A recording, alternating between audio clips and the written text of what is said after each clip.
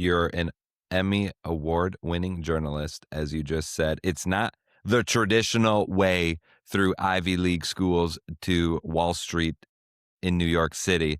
What through line connects your earlier work with what you're building now, Tamara?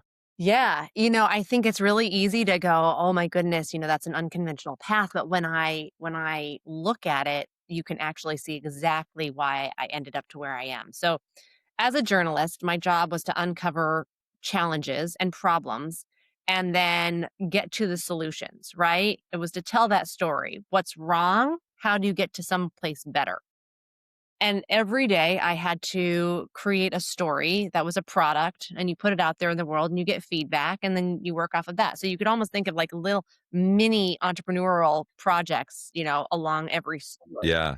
Um, During that time, my job as a journalist was to get in front of people and get that story. So I had to talk to people. I had to learn how to connect with the right person to get me the answer that I needed. And so why I bring that up is that sets me up perfectly to become an entrepreneur.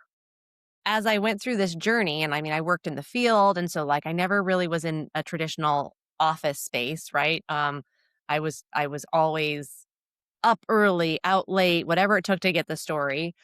And through that process, I helped launch three different media companies. And so I got to see the start to finish of launching something firsthand, right? Got my hands dirty on that.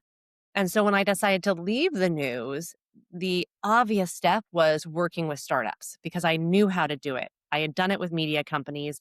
I knew how to tell stories. So how could I help? And I picked female founders to launch companies, to launch products. And so I worked first with communications.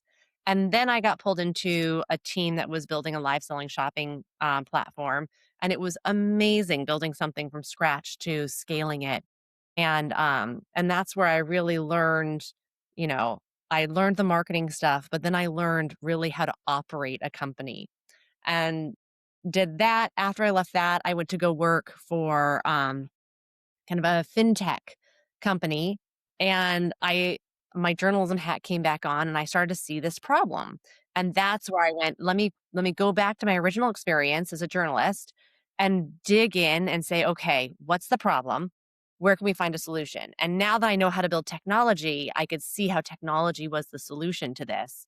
And I found my co-founder and that's where we are now.